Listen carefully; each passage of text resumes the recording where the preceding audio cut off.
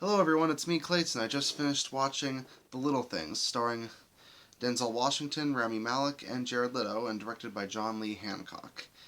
Now, in this next HBO Max film that's also released in theaters, we get a classic thriller film that feels like it's got some similarities to Seven from the 1990s when it comes to those style of serial killer films. And it definitely feels like it's a movie that people don't usually make anymore. And there might be a decent reason for why people don't make films like this anymore.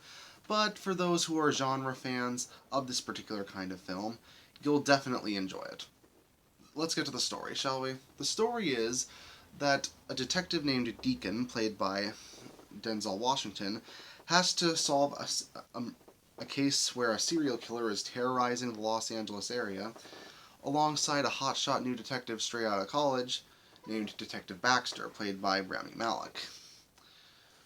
And the film basically delves into the backstories of both these detectives as they try to find out who is the killer of these various women throughout Los Angeles, while they also get closer into understanding their own personal demons. Now, that's all I'll say about the story without spoiling anything. The film is around 2 hours and 7 minutes long, and there are times where it does certainly feel like that. It's a very slow paced kind of thriller, exactly like a lot of the films of that genre from the 1990s, to the point where this film's time period is 1990, and it certainly has plenty of Easter eggs to show off that it's the time period. There are no smartphones. There is a poster for the Lost Boys at one point, and the soundtrack is very indicative of the time period. On top of that, the performances throughout are really the strongest element of the film. Both Denzel Washington and Rami Malek put on very good performances as their detective characters, and even though the old experienced detective with demons and the new guy with his own personal issues that he doesn't let see right away, even though those character types definitely are played out, they at least have great actors to portray those character types. So you don't feel like these characters are cliched even when the writing doesn't exactly help with that. Even Jared Leto's character in the film really isn't that bad, and I honestly felt he was unrecognizable at certain points, which is something I appreciate.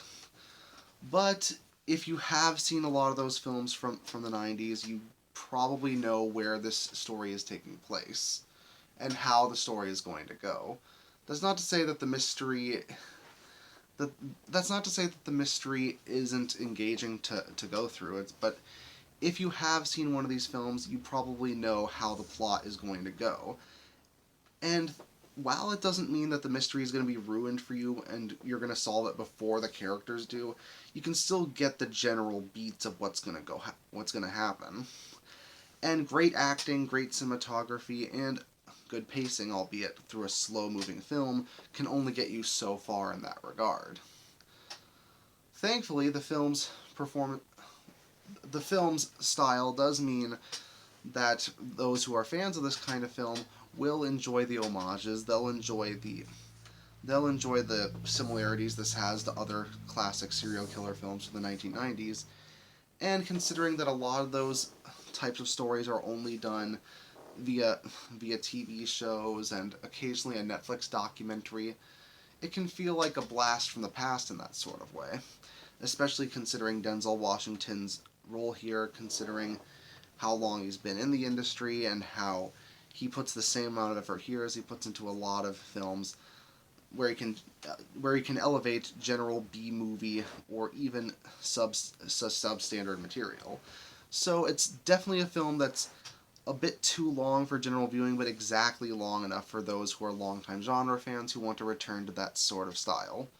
So I definitely consider it either a dad movie or a granddad movie in that sort of way. And in that respect, I do think it is a decent way to go back in time in cinema.